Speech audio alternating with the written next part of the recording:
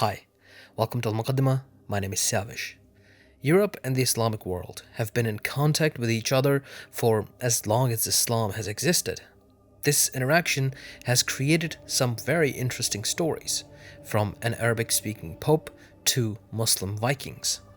Unfortunately, in popular media, this interaction between Europe and the Islamic world is too often shown in the colors of warfare. People will often talk about battles between a Muslim and a European empire as great religions colliding, but this is gross simplification of this complicated history. For instance, the Ottoman Siege of Vienna in 1683 is often talked about by people with limited understanding of history as the great triumph of Christian Europe over the Islamic world. But did you know that in that siege, on the Christian side, there were several regiments of cavalry that were made up of almost entirely Muslims whose ancestors had lived in Europe since before the Ottoman Empire even existed? This is the story of the Tatars, the Muslim communities of Eastern Europe.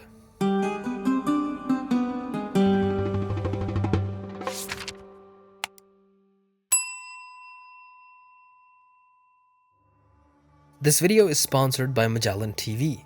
Magellan TV is a streaming service that hosts over 3,000 documentaries and shows in various genres, from history to science as well as travel and art.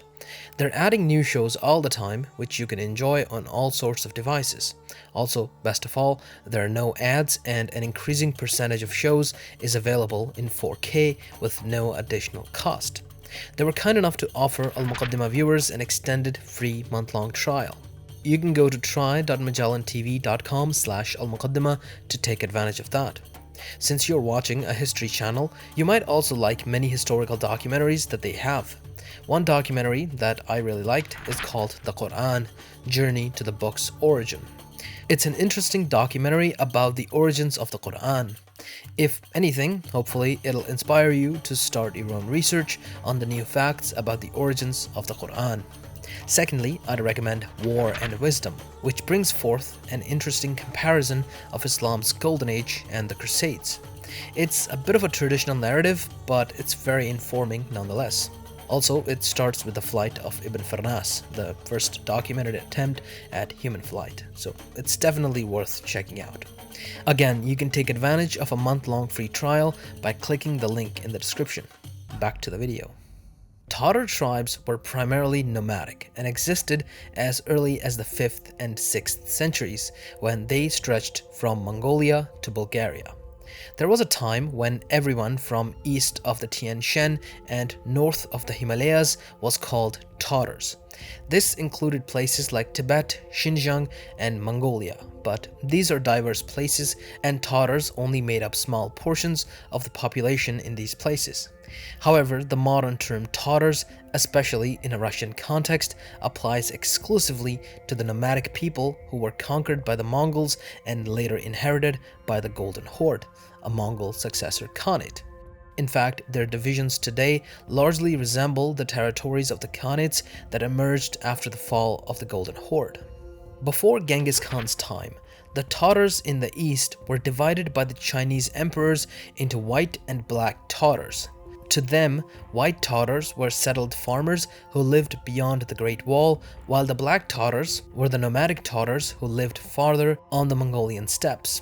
They were united by Genghis Khan and consolidated into his military. In fact, Genghis Khan's birth name, Temujin, was borrowed by his father from a Tatar. It was also Tatars who had poisoned and killed Genghis Khan's father. During his lifetime, Genghis Khan conquered as far east as the northern edge of the Caspian Sea. After his death in 1227, his empire was divided by his sons.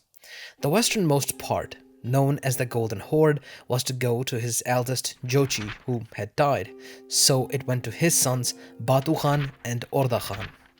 While the empire was divided, the three Khans had to recognize the superiority of the Khakan, or Great Khan, back in the Mongol capital. The Khakan, after Genghis Khan, was his third son, Ogedai Khan. Batu proved worthy of being Genghis' successor. He took his empire from the northern edge of the Caspian all the way to Vienna, which the Mongols were about to attack in 1241 when Batu Khan had to fall back due to Ogdai's death. He had reduced Ukraine, Hungary, and the Kievan Rus in the process, though his gains west of Ukraine were temporary. His capital was founded at Sarai, from where the Golden Horde would continue to rule for nearly 3 centuries. Batu died in 1255 and was briefly succeeded by 2 sons before his brother Berke Khan took over. Berke Khan was different than other Mongol princes because he was a Muslim. He had met a group of Muslim merchants in Bukhara whose faith he had been impressed by. By now, the Golden Horde itself had been divided into 2, with the western part being called the Blue Horde and the eastern part being called the White Horde. Berke was the Khan of the Blue Horde. Different accounts tell us different stories about his impact on the Golden Horde. Some sources mention that he merely encouraged his subjects to convert to Islam, while some mention outright forceful conversions. Though it's difficult to estimate, but it's unlikely that a large population of the Blue Horde actually converted to Islam during Berke's 9 years as Khan. Berke was only the first of the Golden Horde's Muslim Khans. For example, his successor's successor, also known as his grand successor, was also a Muslim and a grandson of Batu Khan. While the Mongols didn't merge with the local settled populations that they had conquered, they did merge with the nomadic locals. Many of these tribes followed a similar lifestyle to the Mongols themselves, including aspects of their cultures and religions. Many of them were even Turkic and spoke a dialect of the Turkic language as their first or second language. Today, the term Tatar quite exclusively applies only to these people with whom the Mongols merged in the Golden Horde. The modern Republic of Tatarstan, located within Russia, is home to its largest population of Tatars. These Tatars are known as the Volga Tatars. They were the first of the people we now know as Tatars to convert to Islam. Around 921, the king of Volga Bulgaria converted to Islam. He then requested an embassy from the caliph at Baghdad to send him some scholars so he can learn more about Islam. This was the embassy that the famous Ibn Fadlan was a part of. Soon after that, a mosque was built in the capital. They even tried to convert Prince Vladimir the Great of Kiev, who rejected Islam over its prohibition on alcohol. The capital of the Volga Bulgar, known simply as Bulgar, seems to have been incorporated into the larger Islamic world due to its ties with the caliphate at Baghdad. However, it was still, at least for the first century of its existence, an island of Islam in a sea of pagans and Christians. In 1223 or 1224, when Genghis Khan was busy with the Khwarezmian Empire, he sent his general Jebe and Subutai to attack the Volga Bulgars. The Volga Bulgars actually managed to ambush and defeat them. This was a time when the Mongols had a reputation for being invincible in battle. Though, with Batu Khan's invasion, Volga Bulgaria fell. Their capital was ruined, their population was massacred. As many as 80% of the people were either killed or relocated. Up to this point, however, the population of Volga Bulgaria didn't see themselves as one people. They saw themselves more as a confederation of the various tribes, but after the Mongol invasion, they began merging with the Mongols to form the Tatars. They also gave a lot of cultural traditions to the Mongols, which would remain with the Golden Horde for the duration of its existence. They began to gain influence under the Mongols, and a resurgence of Volga Bulgaria was seen, though this time less powerful but more cohesive. By the 1400s, the Golden Horde overlords had declined in power. A deposed Khan of the Golden Horde named Ulugh Muhammad conquered Kazan in 1438 and founded the independent Khanate of Kazan. The heartland of the Khanate back then forms the modern Republic of Tatarstan. The Khanate of Kazan developed a bloody rivalry with the Russian Principality of Moscow and began raiding them. In 1445, they were even able to capture the Grand Prince of Moscow, Vasily II, whom they ransomed. Later on, Grand Prince Ivan III of Moscow took a special interest in Kazan when he tried to install his ally Khan Qasim of Qasimov as the Khan of Kazan. This sparked the Russo-Kazan War, which, after 2 years, resulted in a Muscovite army besieging Kazan in 1469. From then to around 1500, there was strong Muscovite control on Kazan, which resulted in factions appearing in the Khanate to resist the puppet kings of Moscow. When Grand Prince Ivan III died in 1505, Kazan was able to bounce back under Khan Muhammad Amin. He pushed back against the Russians and was able to deliver a massive defeat, but decided to sue for peace. After his death, Moscow's puppets were once again on the throne. In 1521, the Khanate of Kazan allied with the Khanate of Crimea and besieged Moscow. They were so successful that the Grand Prince of Moscow had to sue for peace and pay tribute to the Crimean Tatars. This success put a huge target on Kazan's back. Kazan was besieged again, but not many permanent gains were achieved for 3 decades. That is, until the reign of Grand Prince Ivan IV, or Ivan the Terrible. In 1552, Ivan attacked Kazan with 150,000 soldiers. The city walls were destroyed. The city was taken. The Khanate of Kazan was dismantled. Ivan wanted to make it Russian in every way and form. He built a Kremlin, or citadel, in the city in the Russian style, which Tatars were banned from entering. A cathedral was built, and Russians were moved into the city in attempts to make it more Christian. Mosques were banned from being built, though this ban was lifted some 200 years later by Catherine the Great. The fact that a majority of the people in Kazan remain Muslim seems to indicate that Ivan failed.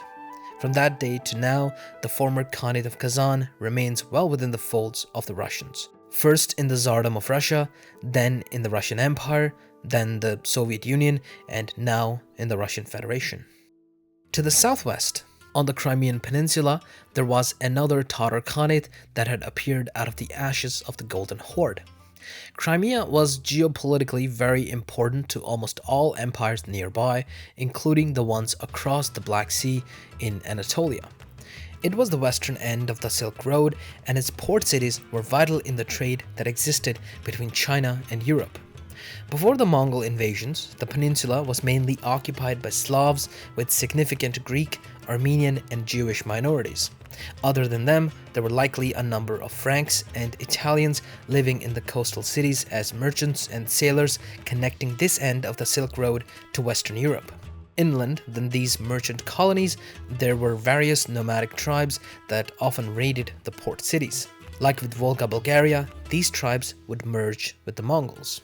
Crimea was conquered by Batu Khan around 1223, who then sacked and practically leveled the city of Sudak in southeastern Crimea. It was then attacked again by Alauddin, the Seljuk Sultan of Rum. After this, large numbers of Seljuk and Oghuz Turks began moving onto the peninsula during the second half of the 13th century. By the end of that century, Arab travelers report that Sudak was primarily Turkic. However, the rest of the peninsula remained Christian. This movement of people likely came in an attempt to consolidate power over a vital port at this end of the Silk Road. The Tatars were still only in small numbers here and there throughout the southern part of the peninsula. During the Mongol era, Crimea was controlled from the city of Solkhat. It became something of an international metropolitan city, quite like others such as Kaffa, which was primarily Genoese. It was so important to other powers in the region that Sultan Beybrus of Mongol Egypt built a mosque there. It was also the home of many rebels and renegades against the Golden Horde, which would eventually propel Crimea to independence. The man who established the Khanate of Crimea was named Haji Girey. The fact that his name is written in the modern Turkish script shows how much impact the Ottomans would have on the culture of the Khanate. He was likely born in Lithuania and took charge of Crimea around 1441. His biggest enemy wasn't Moscow, rather it was Sarai, due to them considering Crimea a part of the Golden Horde. Every attempt to make Crimea stronger would be met by resistance from Sarai. So initially, he allied with Russia and Poland-Lithuania against the Golden Horde, but in the year 1453, everything changed for Crimea. The trade route that went from Crimea to Western Europe went through a choke point, Constantinople. In 1453, it fell to the Ottomans, who ended the long declining Byzantine Empire. Since both the Ottomans and the Crimeans benefited from this trade, their interests were aligned.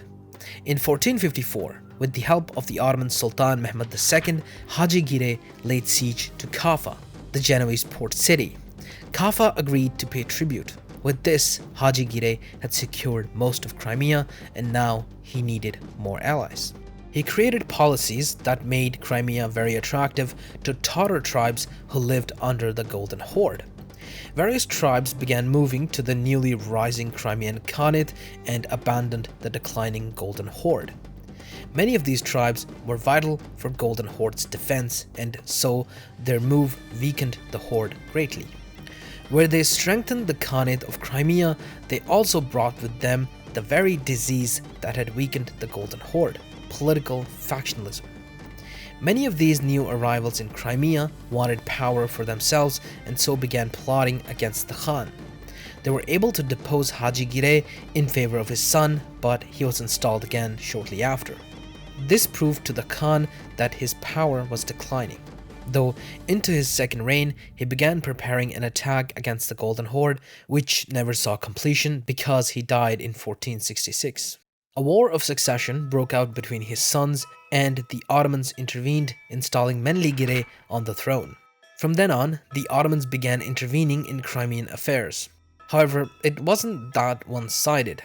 Crimeans controlled a large portion of their foreign policy, and the Ottomans treated them more like allies rather than tributaries. Although this relationship kept getting more and more lopsided as the Ottomans began appointing Crimean Khans and hence regulating succession. During the peak of the Crimean Khanate, a large number of Circassians also converted to Islam because the Khans had an active military relationship with them. The Khanate hit its peak in 1571 when Devlet-Gire attacked and burned Moscow, although the Khanate's decline started the very next year when the Russians defeated them at Melody. From then to around 1700, the Khanate kept declining. The Ottomans themselves hit their peak in 1683 and started a slow decline, while Russia was, by then, a huge European power. Their influence kept growing in the region. It culminated in the Russo-Turkish War, which ended in 1774. A clause in the treaty established, once again, an independent Crimean Khanate. However, it wasn't all that independent. There were a lot of Russian troops deployed there, which created unrest between pro-Ottoman and pro-Russian forces. The Ottomans didn't really support the pro-Ottomans, but, well, the unrest led to Russia's annexation of Crimea in 1783 under Catherine the Great. From then till the Russian Revolution, Crimea and its Tatars remained a part of the Russian Empire. After that, they were a part of the Soviet Union and suffered, like almost all other minorities, severe oppression alongside other problems such as famines. During the Second World War, Crimea was occupied by the Nazis. Crimean Tatars were playing various roles during this period. Some of them joined the Nazis in a fight against Russia. Some joined the Red Army against the Nazis, while many were forced into labor camps by the Nazis. After the war, Stalin saw the Crimean Tatars and many other minorities as traitors to Russia and so began deporting them. Around 200,000 to 250,000 Crimean Tatars were deported throughout the Soviet Union, with many being sent to Uzbekistan. They were packed into trains and sent to camps where they were little more than slave labor. Around a fourth of the deported Crimean Tatars died. Crimean culture and identity were also attacked by Stalin. They kept fighting for their rights with little to no support, or in many instances with little to no recognition by the world, especially the West. Finally, in 1989, in Mikhail Gorbachev's government, the Crimean Tatars were allowed to return to Crimea, but obviously their properties had been seized by Stalin, and so many who returned had to rebuild their lives there. They were inherited by Ukraine in 1991 after the fall of the Soviet Union. With Russia's occupation of Crimea in 2014, the Crimean Tatars once again found themselves living under the Russians. While the Volga and Crimean Tatars are the largest groups of Tatars, they are by no means the only ones. There are Astrakhan Tatars, who themselves created a small Khanate that lasted around a century from the 1460s to the 1550s. It had a tumultuous relationship with the Crimean Khanate and the Russians. The latter conquered it in 1556. To the west, in the lands of the former Polish-Lithuanian Commonwealth, there are the Lipka Tatars. Quite early on in the history of Poland-Lithuania, the Lipka Tatars became a vital part of their military and even rose up to join the nobility. But eventually, they lost their religious and ethnic rights, which led to them rebelling in the famous Lipka Rebellion, which was supported by the Ottoman Empire. Eventually, the Lipka rebels rejoined Poland-Lithuania's military. They even fought against the Ottomans in the Siege of Vienna in 1683 and were critical to breaking the Ottoman siege. Today, they live in parts of Poland and Belarus. Various other small groups of Muslim Tatars are found throughout the area of the former Soviet Union. Some of them have rather fully been Russianized, while some of them stick to their Tatar identities. As minorities, most of them suffered from famines and oppression during the Soviet era, but to different degrees. For example, the Volga Tatars are mostly at peace with the Russians today, while the Crimean Tatars aren't. The Tatars are, of course, by no means a single people. While they have the same origins, they have diverged from each other, and many groups today share nothing more than their names. Even their adherence to Islam varies from group to group. Due to their shamanistic roots and depending on their relations with other Muslim powers, some groups of Tatars never really adhered to Islam, while others did. Even today, depending on how much they've taken from their country's customs, some call themselves Muslims just in name, while some continue to stick to their religious identities and practices. Nothing makes us cling to our identity like oppression, and so the most oppressed group of Tatars stick to their identity more than the rest. See you next time. Don't forget to subscribe and press the bell icon. On the screen right now, you can see the names and tiers of the patrons. You can join them by pledging $1 or more to support the channel. Thank you for watching.